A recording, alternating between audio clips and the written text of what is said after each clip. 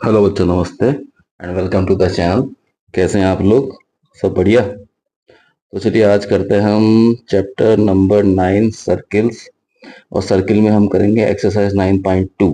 9.2 में 6 सवाल हैं। आज 6 के 6 सारे करेंगे। इससे पहले कि हम ये 6 सवाल करें, दो थ्योरम्स हैं, उन्हें समझ लेना चाहिए, क्योंकि इन्हीं थ्योरम्स के बेस पे ये जो 9.2 है वो एक्सरसाइज है। तो पहली थ्योरम कुछ इस तरह से, जैसे हम एक सर्किल बनाते हैं। ठीक है, ये सर्किल बना लिया और ये इसका सेंटर हो गया ओ। ये इसका सेंटर हो गया ओ। ठीक है, और कोई भी एक कॉर्ड हो, सपोज कीजिए ये एक कॉर्ड है, तो सेंटर से जब इस पे परपेंडिकुलर डाला जाएगा कॉर्ड पे, तो 90 डिग्री का तो ये होगा ही परपेंडिकुलर। तो थ्योरम ये है कि ये कॉर्ड को बाइसेक्ट कर देगा। मतलब ये वाला हिस्सा इस वाले हिस्से के बराबर हो जाएगा, perpendicular perpendicular from centre to chord, bisect bisects it. ये इसको बाइसेक्ट करेगा। ये हर कॉर्ड पे लागू होगा, चाहे कॉर्ड इधर हो। ठीक है, और यहाँ सर्किल से मैं इस पे परपेंडिकुलर अगर डालता हूं, तो ये इसको भी बाइसेक्ट कर देगा। ये दोनों हिस्से इसके बराबर होंगे। तो ये तो थी अपनी पहली थ्योरम। दूसरी थ्योरम करने के लिए हम एक और सर्किल बनाते हैं। ये हमारा सर्किल है और ये हमारा इसका सेंटर हो गया। ये थ्योरम क्या कहती है कि सर्किल के अंदर अगर कोई दो कॉर्ड्स हैं, जैसे एक कॉर्ड ये हो गई और एक कॉर्ड ये हो गई, अगर कॉर्ड्स आपस में इक्वल हैं, दोनों कॉर्ड बराबर हैं, कॉर्ड्स अगर इक्वल हुई लेंथ में, तो इनसे सर्किल से दोनों कॉर्ड्स की जो परपेंडिकुलर डिस्टेंस होगी वो इक्वल होगी। अगर ये कॉर्ड्स आपस में इक्वल हैं, तो फिर ये लेंथ और ये लेंथ बराबर होगी सर्किल से, सर्किल के सेंटर से। ठीक है, तो इसको अपन यूं लिख सकते हैं, equal chords are equidistant. Equal chords are equidistant from the centre of circle. ठीक है, इसका कन्वर्स भी ट्रू है। इसका कन्वर्स अगर ये हो कि सेंटर से दो कॉर्ड्स हैं और दो कॉर्ड्स अगर इक्विडिस्टेंट है सेंटर से, इक्विडिस्टेंट है दो कॉर्ड्स, ठीक है, तो वो दोनों कॉर्ड्स आपस में इक्वल होंगी। पहले हम ये कर रहे थे कि इक्वल कॉर्ड्स होती हैं तो इक्विडिस्टेंट होती हैं, इक्वल कॉर्ड्स तो इक्विडिस्टेंट, और अगर इक्विडिस्टेंट है सेंटर से तो वो दोनों कॉर्ड्स आपस में इक्वल होंगी। तो ये दो थ्योरम्स थी जिनको अपन ने सीखा। आई होप आपको समझ में आया होगा। इसके बाद करते हैं एक्सरसाइज शुरू, और एक्सरसाइज का करते हैं क्वेश्चन 1। चलिए पढ़ते हैं क्वेश्चन नंबर 1 को। इसमें ये लिखा हुआ है सर जी कि two circles of radius 5 centimetre and 3 centimetre, ठीक है, intersect at 2 points. The distance between their centres is 4 centimetre. Find the length of the common कोड। ठीक है, दो सर्किल्स हैं हमारे पास, दोनों सर्किल की रेडियस दी हुई है, दोनों सर्किल के सेंटर्स की बीच की डिस्टेंस दी हुई है, और क्वेश्चन ये कह रहा है कि इसकी जो कॉमन कॉर्ड है उसकी लेंथ फाइंड आउट करिए। तो चलिए क्वेश्चन को हटाते हैं साइड में और सर्किल ड्रॉ करते हैं। जैसा जैसा क्वेश्चन में बताया हम वैसा वैसा करते हैं। एक सर्किल ये सपोज कर लेते हैं बड़ा वाला 5 सेंटीमीटर रेडियस का, और एक सर्किल ये सपोज कर लेते हैं 3 सेंटीमीटर वाला। 5 सेंटीमीटर वाले सर्किल का सेंटर हम ये दे देते हैं, और 3 सेंटीमीटर वाले सर्किल का सेंटर हम ये दे देते हैं। ठीक है, अब इनका नामकरण कर देते हैं।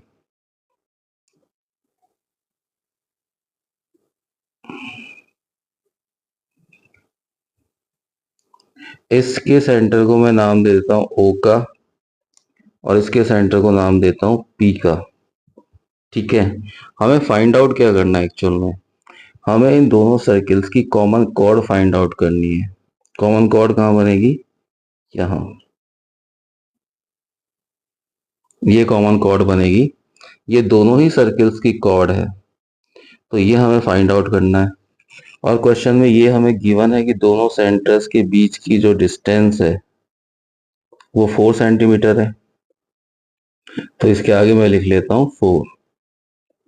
ठीक है, बड़े वाले सर्किल की रेडियस है 5, तो मैं इसको यहाँ टच करूंगा तो ये बड़े वाले सर्किल की रेडियस बन गई, ये आ गई 5। इस पॉइंट को मैं नाम देता हूं, इस कॉर्ड को ही नाम दे देते हैं ए और बी का। ठीक है, तो ये पॉइंट ए आ गया। छोटे वाले सर्किल की रेडियस को जब मिलाएंगे सेंटर से, तो ये आ गई हमारी 3। छोटे वाले सर्किल की रेडियस 3 है, तो हमें कॉमन कॉर्ड ए और बी फाइंड आउट करना है। ए बी कितनी होगी, ठीक है ना, हमें ये वाली लेंथ फाइंड आउट करनी है।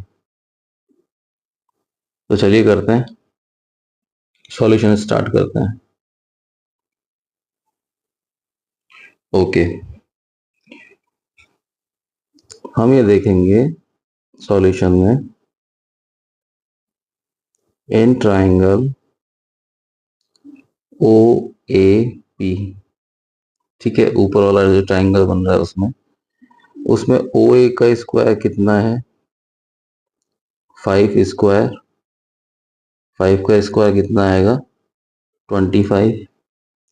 और ए पी का स्क्वायर प्लस ओ पी, इसका स्क्वायर कितना हो जाएगा, ए पी कितनी है 3, 3 का स्क्वायर, और ओ पी कितनी है 4, 4 का स्क्वायर, ये कितना होता है, 3 का स्क्वायर 9 होता है, और 4 का स्क्वायर 16 होता है। तो ये दोनों का टोटल भी आ गया 25। तो ऐसा कब होता है जब 5 4 3 ट्राइंगल्स की साइड हो, तो जब वो राइट एंगल होता है तभी ये ट्रिपलेट काम करता है।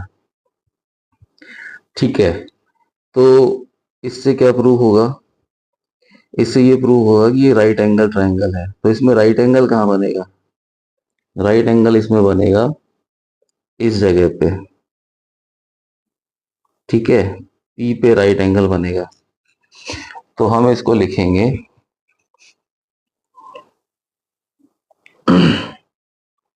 इन ट्राइंगल ओ ए पी चल रहा है हमारा।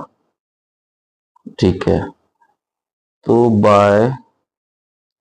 Converse by converse of Pythagoras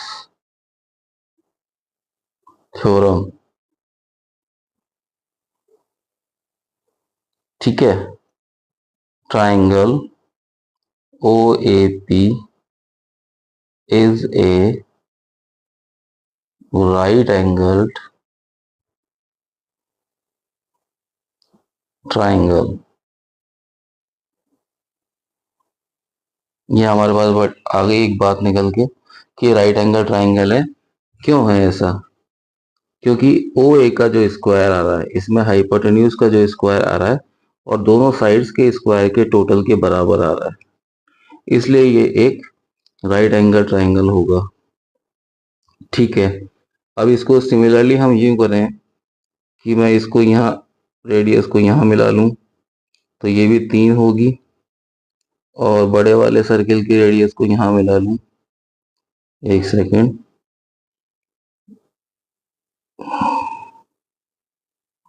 हाँ, तो ये कितनी होगी 5, ये 5 होगी। अब एक बात ये समझने की है कि जो ये वाला, एक सेकेंड, ये वाला ऊपर वाला जो ट्राइंगल बन रहा था, ऊपर वाले ट्राइंगल में हाइपोटेन्यूज क्या है, ओ ए। जो 5 है वो सबसे बड़ी है, वो हाइपोटेन्यूज है, तो उसके अगेंस्ट में जो एंगल बनेगा वो 90 डिग्री का होगा। तो राइट एंगल तो ये हो गया, इसके बाद पी पे हमें 90 डिग्री का एंगल बनाना है। तो राइट एंगल ट्राइंगल के बाद हम लिखेंगे therefore angle O P A is equal to 90 degree. ये हमारा फर्स्ट आ गया, ठीक है।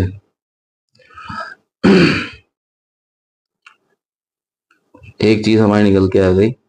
हम करते हैं सिमिलरली नीचे वाले ट्राइंगल के लिए।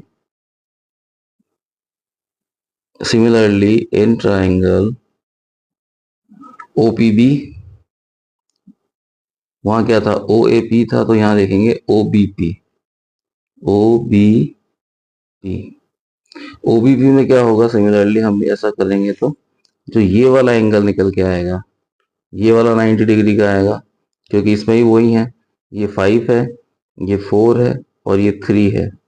तो ये वाला एंगल जैसे ऊपर 90 डिग्री का निकला है, वैसे नीचे भी 90 डिग्री का निकलेगा, ठीक है। तो अपन लिख देते हैं similarly in triangle OBP angle OPB is equal to 90 degree. ये सेकेंड आ गया। अब हम लिख देंगे कि फ्रॉम 1 एंड 2, क्या निकलेगा जी 1 एंड 2 से, 1 एंड 2 से निकल जाएगा कि जो पूरा एंगल है APB, angle APB is equal to 90 degree plus 90 degree 180 degree. समझ लेते हैं इसको एक बार कैसे हुआ। ये ऐसे हुआ, मैंने लिखा एंगल APB, तो APB ये पूरा एंगल हो गया। तो पूरा एंगल होगा तो ये वाला 90 का था और ये भी 90 का था, दोनों मिला के 180 डिग्री हो गए। हो गए कि नहीं हो गए, हो गए। तो 180 डिग्री का जब ये हो गया angle APB, it means therefore line, कौन सी line, APB, APB will be a straight line। Straight line क्यों होगी, क्योंकि हमें पता है जब 180 डिग्री का एंगल बन जाता है इसका मतलब लाइन स्ट्रेट है। तो line APB will be a straight line and equal to, ये किसके इक्वल होगी, AB के इक्वल होगी। एक्चुअली ये डायग्राम सही नहीं है, और डायग्राम आप सही बना भी नहीं सकते हैं जब तक आपके पास पेंसिल या कंपास ना हो। ये क्वेश्चन में जो इन्फॉर्मेशन थी उसके बेस पे अपने डायग्राम बनाया, तो हमने मैथमेटिकली हम करेक्ट हैं कि जो हमारा एंगल APB है वो 180 डिग्री का है, और 180 डिग्री का है तो ये वाला 180 डिग्री होने पे ये जो लाइन आएगी APB, ये स्ट्रेट लाइन होगी, और ये इसके बराबर होगी, AB के बराबर होगी, ठीक है। तो जब AB के बराबर होगी तो हम यहाँ लिख देंगे therefore AB is equal to what, AB is equal to AP plus BP, that means 3 plus 3 and that is equal to 6 centimetre. ये हमारा फर्स्ट का सॉल्यूशन आ गया। आई होप आपको समझ में आया होगा अच्छे से, कमेंट करके बताइएगा। चलिए करते हैं इसका क्वेश्चन नंबर सेकंड, पढ़ते हैं इसे। Okay, if two equal chords of a circle intersect within the circle, दो इक्वल कॉर्ड्स हैं, ठीक है, और दोनों इक्वल कॉर्ड्स इंटरसेक्ट कर रही है आपस में सर्किल के अंदर ही। हमें प्रूव करना है prove that the segments of one chord are equal to corresponding segments of the other chord. ये डायग्राम से समझ में आएगा। पहले डायग्राम बना लेते हैं इसका। एक सर्किल हमें चाहिए, बन गया जी। इसका सेंटर बना लिया। अब दो इक्वल कॉर्ड चाहिए जो कि इंटरसेक्ट भी करें। एक ये हो गई, एक ये हो गई। ठीक है, बढ़िया बन गई ये तो। इनकी नेमिंग करते हैं। सेंटर का नाम देते हैं ओ, एक कॉर्ड का नाम देते हैं ए बी, एक का देते हैं सी डी। और ये जहां पे क्रॉस हो रही है आपस में, उसको देते हैं नाम पी का। तो इसमें प्रूव क्या करना है? हाँ, तो हमने कंडीशन पूरी कर दी सर्किल की। जो क्वेश्चन कह रहा था कि एक सर्किल है, सर्किल में दो इक्वल कॉर्ड्स हैं, मतलब A B is equal to C D. ठीक है, आपस में इंटरसेक्ट कर रही है सर्किल के अंदर ही, तो पी पे इंटरसेक्ट कर रही है, ये पी पे इंटरसेक्ट कर रही है। तो हमें इनके कॉरेस्पॉन्डिंग पार्ट्स को इक्वल करना है। दैट मीन्स ये जो बड़ा वाला हिस्सा है इसका ए पी, ये इस वाले हिस्से के इक्वल प्रूव करना है। और इसके बाद ये छोटे वाले हिस्से आपस में इक्वल प्रूव करना है। ठीक है, इतना समझ में आ गया? तो इसे प्रूव करने के लिए हम करेंगे क्या? इसे प्रूव करने के लिए हम सेंटर से परपेंडिकुलर डालेंगे इन कॉर्ड्स पे। ये हमने डाला और ये 90 का हुआ, और इस सेंटर यहाँ इस कॉर्ड पे डाला, ये भी 90 का हुआ। ये हमने दो परपेंडिकुलर डाले कॉर्ड्स पे। ठीक है, तो सॉल्यूशन स्टार्ट करते हैं। सॉल्यूशन हमें गिवन क्या है?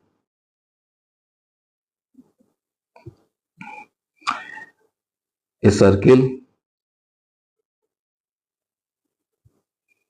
with center O and AB is equal to CD। ये हमें गिवन है, टू कॉर्ड्स हैं ये।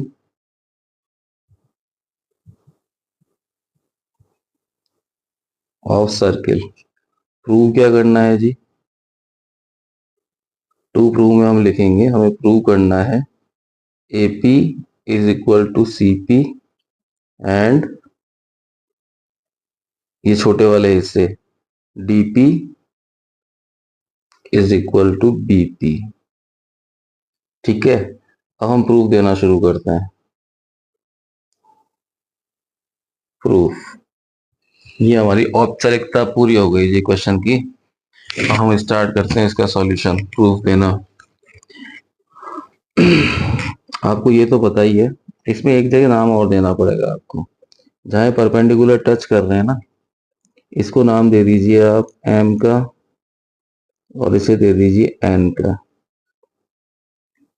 ठीक है, अब कोई दिक्कत नहीं है। तो सॉल्यूशन में हम लिखते हैं, एक second second second second second second रुकना पड़ेगा।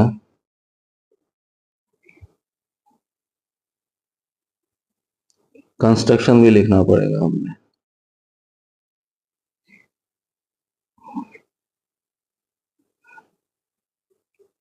कंस्ट्रक्शन कंस्ट्रक्शन हमने लिखेंगे कि draw perpendiculars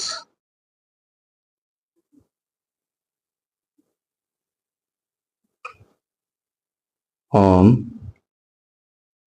CD and AB from the center of circle. ठीक है, ये हमारे प्रूफ का हिस्सा मान सकते हैं। प्रूफ देते समय हमने कंस्ट्रक्शन कर लिया। ठीक है, अब करें स्टार्ट इसको। तो सबसे पहले देखिए, हमें ये दिया हुआ है कि AB is equal to CD ऐसा क्यों है? क्योंकि ये गिवन है। तो इसका हाफ ए बी का हाफ जो होगा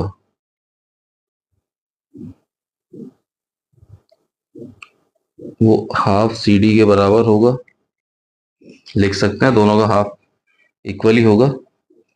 तो ए बी का हाफ क्या है? ए बी का हाफ है ए एन। ए एन किसके बराबर होगा? सी डी के हाफ के। सी डी का हाफ क्या है? C M. ठीक है जी, यहाँ तक कोई दिक्कत? कोई दिक्कत नहीं है। तो इसको फर्स्ट कह देते हैं। इसमें एक कंस्ट्रक्शन और है, ये जहां दोनों इंटरसेक्ट कर रही हैं इसको सेंटर से मिलाएंगे अपन। ठीक है, अब हमारे पास ये तो आ गया कि ये ए से लेके एन का जो हिस्सा है और सी से लेके एम का हिस्सा है आपस में बराबर है। अब ये बचे हुए हिस्से को अगर हम इक्वल प्रूव कर देते हैं तो हम पूरा प्रूव कर देंगे ना कि A P is equal to C P. ये दोनों कॉरेस्पॉन्डिंग हो जाएंगे, मतलब इक्वल हो जाएंगे कॉरेस्पॉन्डिंग पार्ट। ठीक है जी। तो ये जो दो छोटे छोटे ट्राइंगल बन रहे हैं इनको हम उठाएंगे यहाँ पे। An triangle,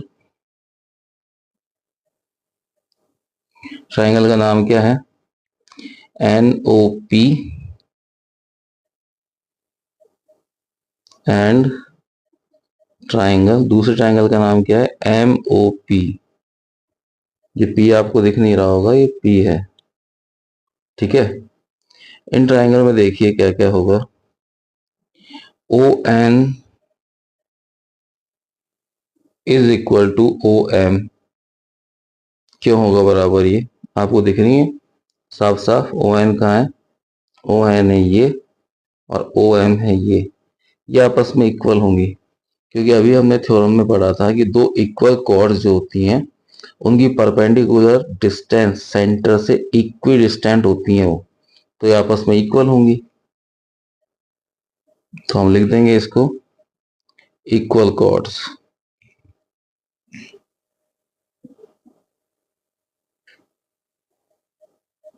equal chords are equidistant. एक चीज बराबर आ गई। दूसरी OP is equal to OP. ये क्यों है? क्योंकि कॉमन है दोनों ट्राइंगल्स में। बढ़िया बात है, कॉमन हो गई। और दोनों में 90 डिग्री का एंगल भी बन रहा है। तो मैं इसको शॉर्ट में लिख देता हूं, angle N is equal to angle M. क्यों? क्योंकि each 90 degree. Therefore congruent proof होगा ना। भी तीन चीज से हमारे पास साइड आ गई, साइड आ गई और एंगल आ गया बीच का। ओके, तो साइड एंगल साइड से, therefore triangle N O P is congruent to triangle M O P. तो इसकी मदद से मैं क्या लिखूंगा? इसकी मदद से मैं लिखूंगा therefore N P is equal to M P. ये क्यों हुआ? ये सीपीसीडी की मदद से हुआ। ये दोनों ट्राइंगल्स का कॉरेस्पॉन्डिंग पार्ट है ये। ठीक है, इसको हम सेकंड का नाम दे देते हैं। अब पेज गया है भर, तो चलिए नीचे चलते हैं।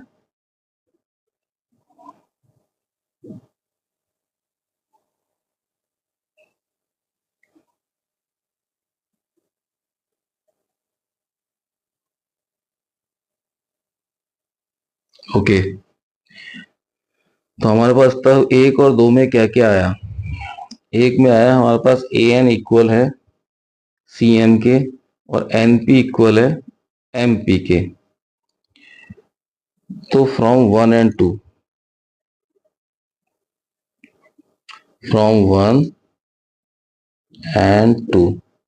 सर जी क्या करना चाहते हो वन एंड टू से?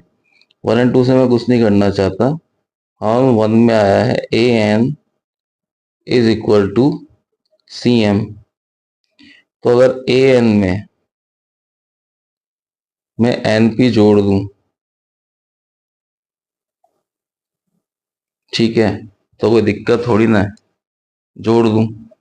और सीएम में मैं एमपी जोड़ दूं, कोई दिक्कत थोड़ी ना है। आप पूछेंगे ये क्यों जोड़ रहे हैं जी? क्योंकि हमें कॉरेस्पॉन्डिंग पार्ट ये पूरा लेना है, ये लेना है।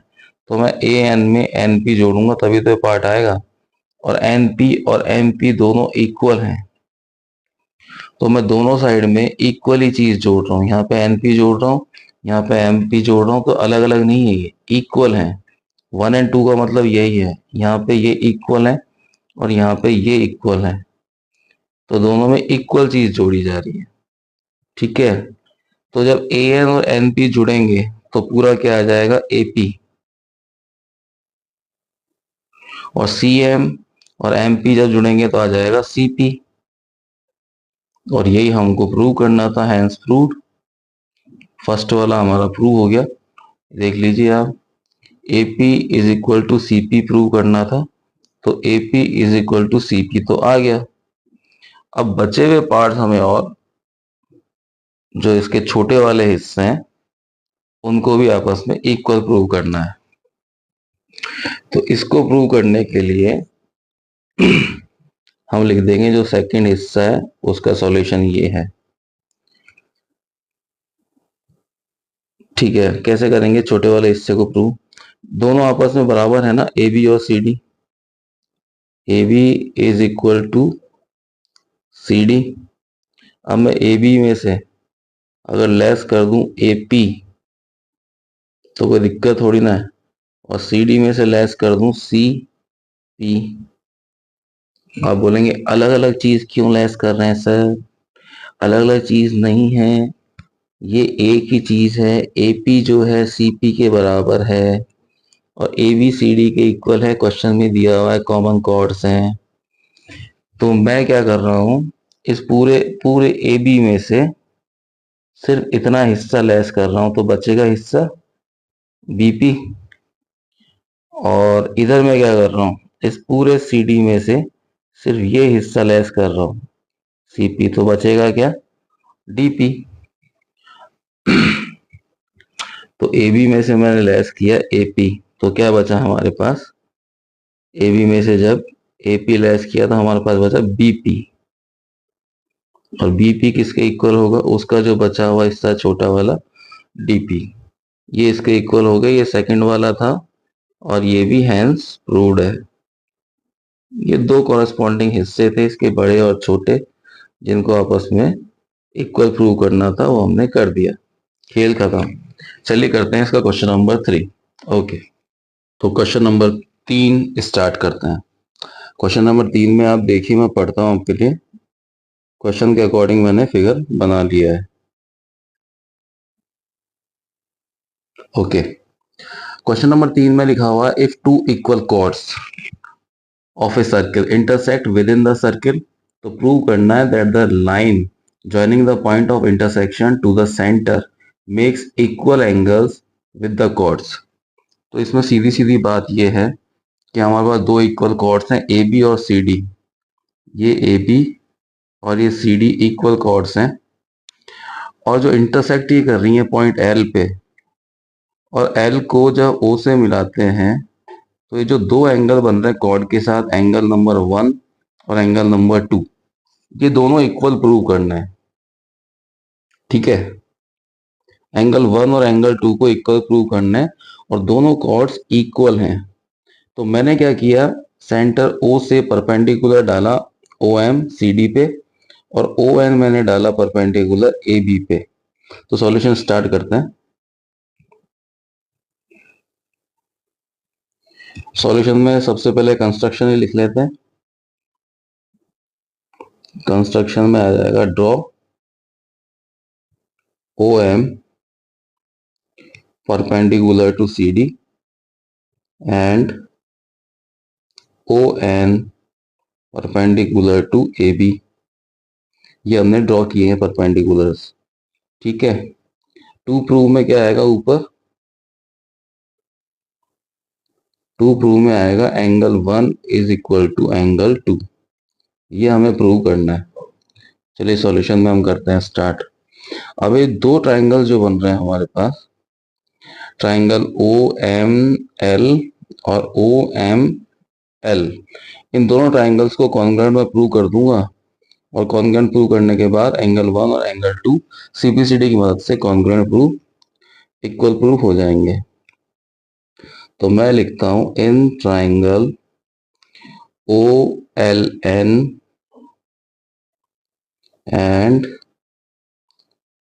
Triangle O L M. सबसे पहले तो O L is equal to O L, क्यों? क्योंकि ये कॉमन है। ठीक है जी, कॉमन हो गई। और ओ एम ओ एन के बराबर होगा, ओ एम ओ एन के बराबर होगा। क्यों होगा ये? क्योंकि equal chords are equidistant from centre. दोनों कॉर्ड्स इक्वल है ना, तो सेंटर से समान डिस्टेंस पे होती है, परपेंडिकुलर डिस्टेंस पे। और एंगल एन बराबर होगा एंगल एम के। क्यों? क्योंकि ईच 90 डिग्री है। तो तीन चीज हमारे पास आ गई, एक आ गई साइड, फिर आ गई साइड, और फिर आ गई एंगल। साइड एंगल साइड की मदद से हम इनको कॉन्ग्रुएंट प्रूव कर देते हैं। Therefore triangle O L N is congruent to triangle O L M. और जब ऐसा है तो मैं ये भी लिख सकता हूँ angle 1 is equal to angle 2 CPCT की मदद से। और यही हमें प्रूव करना था, हैंस प्रूव्ड। छोटा सा क्वेश्चन था, दिक्कत नहीं आई कुछ भी। दो इक्वल कॉर्ड्स थी, दोनों इक्वल कॉर्ड्स के इंटरसेक्शन पॉइंट से मिलाना था सेंटर को। तो जो दो एंगल बन रहे हैं, एंगल 2 और एंगल 1, इनको आपस में इक्वल प्रूव करना था। तो मैंने दो परपेंडिकुलर ड्रॉ कर दिए दोनों कॉर्ड्स के ऊपर, और दोनों ट्राइंगल्स को कॉन्ग्रुएंट प्रूव कर दिया। कॉन्ग्रुएंट प्रूव करने के बाद सीपीसीडी की मदद से एंगल 1 और एंगल 2 हमारे इक्वल आ गए। यही हमें करना था। तो क्वेश्चन नंबर 3 पूरा हुआ। चलिए क्वेश्चन नंबर 4 करते हैं। डायग्राम क्वेश्चन में दिया हुआ है, मैं पढ़ देता हूँ क्वेश्चन नंबर 4 आपके लिए। If A line intersects two concentric circles. Concentric circle का मतलब है सर्किल के अंदर सर्किल और दोनों का सेंटर एक ही हो। ठीक है, इनमें दोनों सर्किल का सेंटर ओ एक ही है, और सर्किल के अंदर सर्किल बना हुआ है, तो इन्हें कहते हैं कंसेंट्रिक सर्किल्स। और कोई एक लाइन है जो कि इस तरीके से इन दोनों सर्किल्स को काट रही है। हमें प्रूव क्या करना है? A B is equal to C D. तो क्वेश्चन 4 में हम लिखते हैं to prove A B is equal to C D. ये करना है हमें सॉल्यूशन। तो इसमें कंस्ट्रक्शन है, हल्का सा कंस्ट्रक्शन ये है कि ड्रॉ, इसको मैं नाम दे दूं M. Draw draw O M perpendicular to B C and O M किस पे परपेंडिकुलर होगा? बी सी पे है तो ए डी पे भी होगा। ये छोटा सा कंस्ट्रक्शन है। अब हमें पता है कि जब सेंटर से हम परपेंडिकुलर डालते हैं, तो छोटे वाले सर्किल की जो कॉर्ड है बी सी, वो बाइसेक्ट हो जाएगी। ठीक है ना, बाइसेक्ट होगी। और इसी तरह बाहर वाला जो सर्किल है, बड़ा वाला सर्किल, वो भी बाइसेक्ट हो जाएगी, उसकी कॉर्ड भी। तो पहले तो हम ये लिखते हैं कि तो जब बाइसेक्ट होगी अंदर वाली कॉर्ड, तो हम क्या लिखेंगे? B M is equal to C M. क्यों? क्योंकि परपेंडिकुलर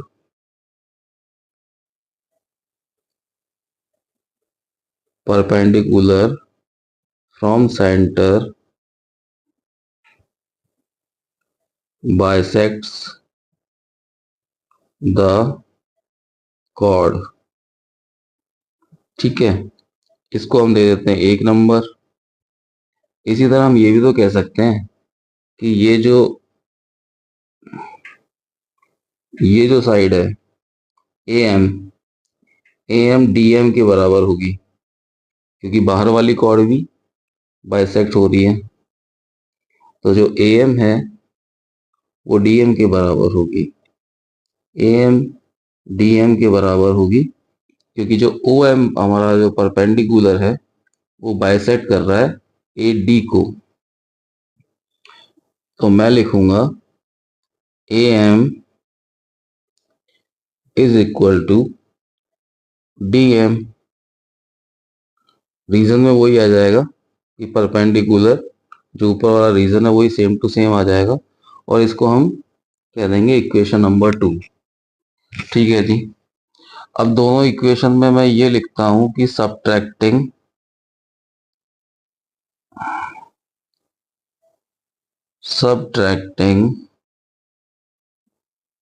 वन फ्रॉम 2।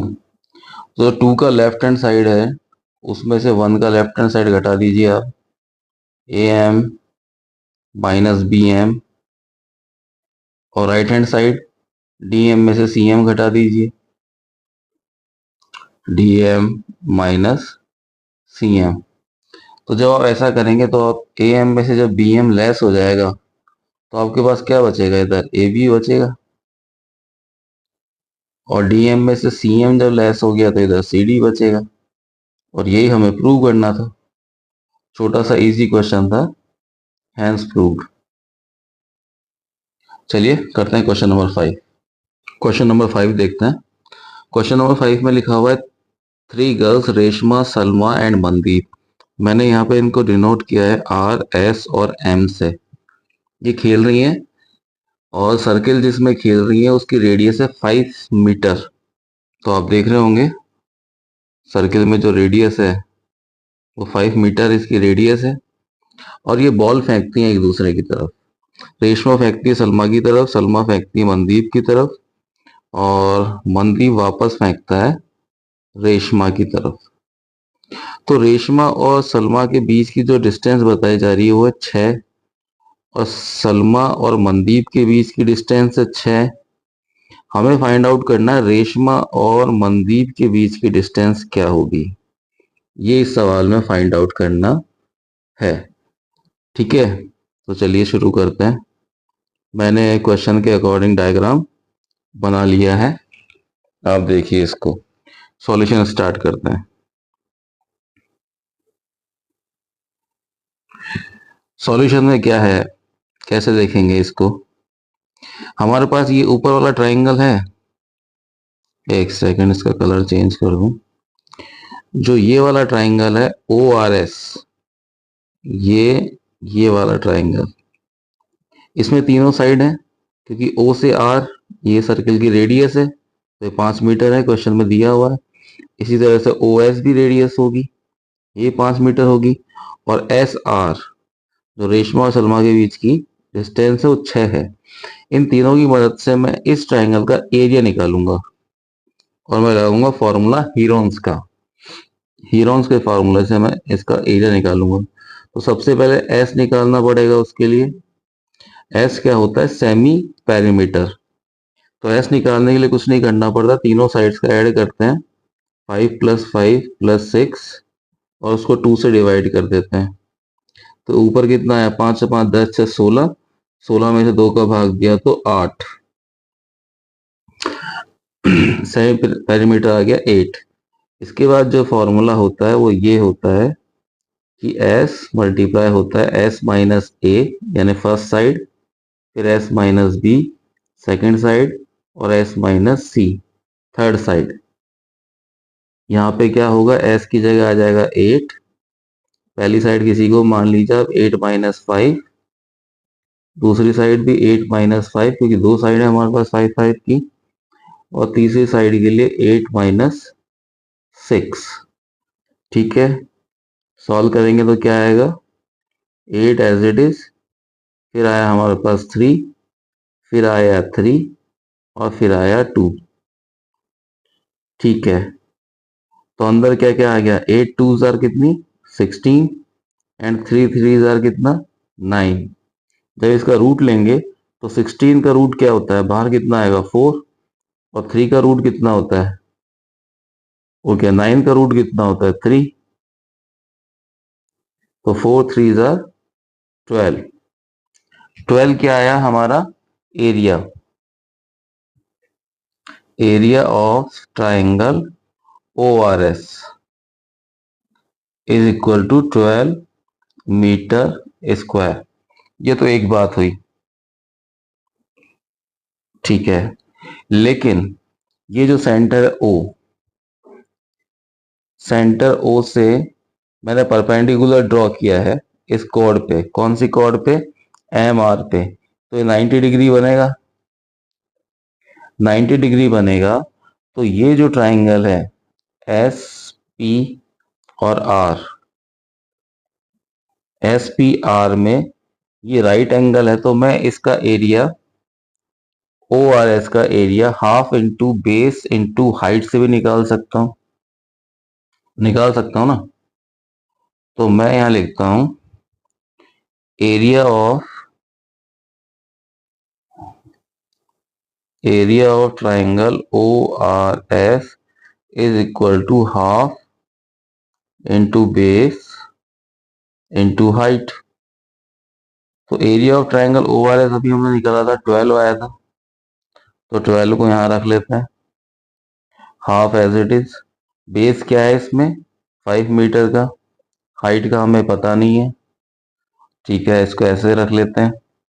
इसको जब सॉल्व करेंगे तो 2 12 के पास जाएगा तो 24, 24 is equal to 5 into height, यहाँ से हाइट कितना निकलेगा 24 डिवाइड होगा 5 से तो 4.8।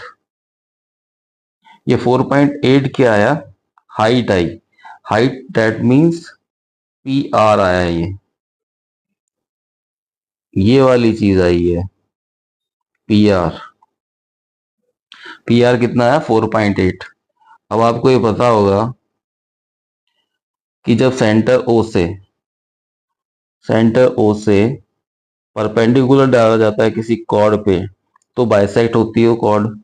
तो जब पी आर हमारी 4.8 आई है तो ये जो पूरी की पूरी है इधर भी 4.8 होगी, तो 4.8 और 4.8 कितनी हो जाएगी 9.6, 9.6। और यही तो हमें निकालना था, रेशमा और मनदीप के बीच की डिस्टेंस, तो आंसर आएगा इसका 9.6। चलिए करते हैं क्वेश्चन नंबर 6। क्वेश्चन नंबर 6 में बढ़ता हूं आपके लिए। एक सर्कुलर पार्क है जिसकी रेडियस है 20 मीटर, ठीक है जी, 20 मीटर उसकी रेडियस है, और एक कॉलोनी में स्थित है ये। 3 बच्चे हैं, अंकुर, सैयद और डेविड। तो अंकुर के लिए ए, सैयद के लिए एस और डेविड के लिए डी। ठीक है, इक्वल डिस्टेंस पे बैठे हैं, मतलब ये जो डिस्टेंस है ये सारी की सारी डिस्टेंसेस आपस में इक्वल है, और टॉय टेलीफोन पे आपस में बात कर रहे हैं। Find the length of the string of each phone. तो मतलब यही हमें फाइंड आउट करना है कि इनके बीच की डिस्टेंस कितनी है। अंकुर से लेके ये सैयद के बीच की डिस्टेंस ये इक्वल है, सैयद और डेविड ये तीनों आपस में इक्वल हैं, और ये तीनों में से जो है ये लेंथ तीनों की इक्वल है, ये है कितनी, ये हमें फाइंड आउट करना है। तो हम सबसे पहले इसको सॉल्व करते वक्त जो पॉइंट ए है अंकुर वाला, उससे एक मीडियन खींचेंगे जो सेंटर ओ से होते हुए जाएगी। कोई बात नहीं, ओ को यहां बना लेते हैं, तो ये इसको बाइसेक्ट करेगी। सबसे पहले हम मान लेते हैं कि जो टॉय फोन की स्ट्रिंग है, मतलब इन दोनों के बीच की जो दूरी है जो कि तीनों की इक्वल है वो 2x है। तो मैं लिखता हूं let the string of toy phone between the boys is 2x।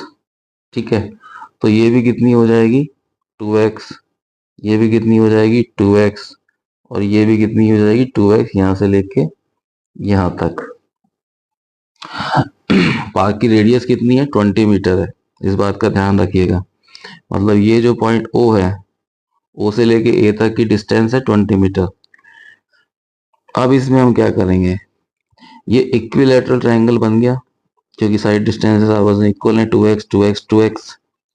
तो जब ये इक्विलैटरल ट्रायंगल बन गया सर जी, तो इसमें एक बात होती है कि जो ट्रायंगल्स की मीडियंस होती है ना, जैसे ये मीडियंस आई और इस पॉइंट से मीडियन आई ये, तो ये जिस पॉइंट पे इंटरसेक्ट होती हैं उसे कहते हैं ऑर्थो सेंटर, और ये 2:1 में इंटरसेक्ट होती हैं। मतलब इसमें बड़ा वाला हिस्सा 2 का होगा, छोटा वाला हिस्सा 1 का होगा। इस मीडियन में बड़ा वाला हिस्सा 2 का होगा, छोटा वाला 1 का होगा। इस मीडियन में भी बड़ा वाला हिस्सा 2 का होगा और छोटा वाला हिस्सा 1 का होगा।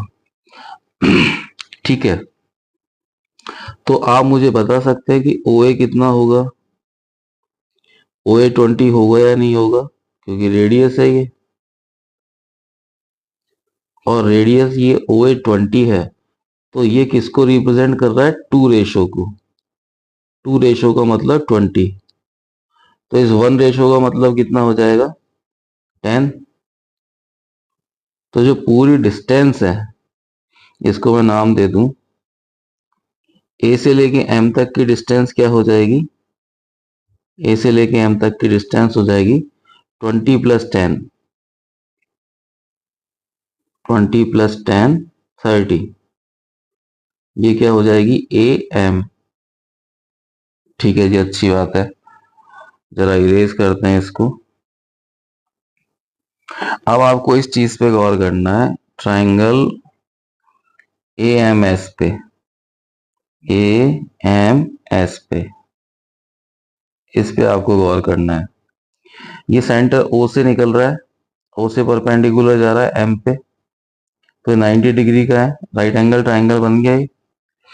ठीक है ना, राइट एंगल ट्राइंगल बन गया, और इसकी हाइट हमें पता चल गई कि 30 मीटर है। तो ये कितना होगा, ये बाइसेक्ट हो रहा है, तो ये वाली लाइन होगी x, क्योंकि पूरी 2x की है, तो ये हो जाएगी x।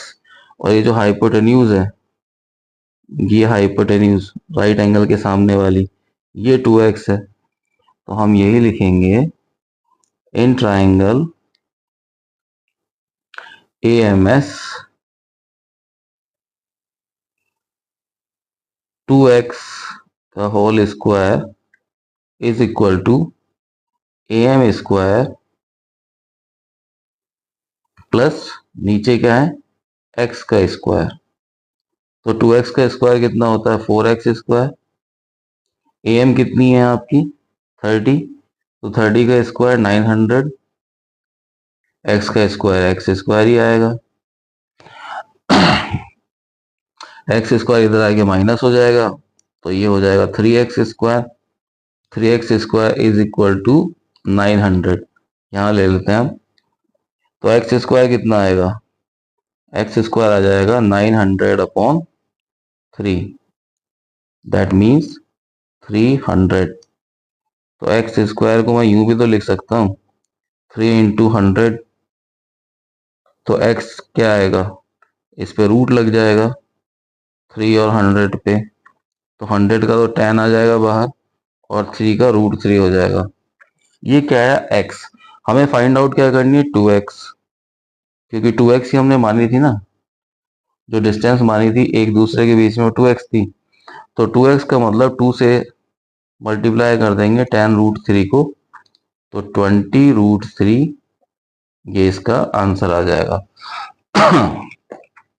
तो बच्चों इसी के साथ खत्म होती है आपकी एक्सरसाइज 9.2। मिलते हैं अगले वीडियो में, and thank you very much for watching. Okay, take care and bye.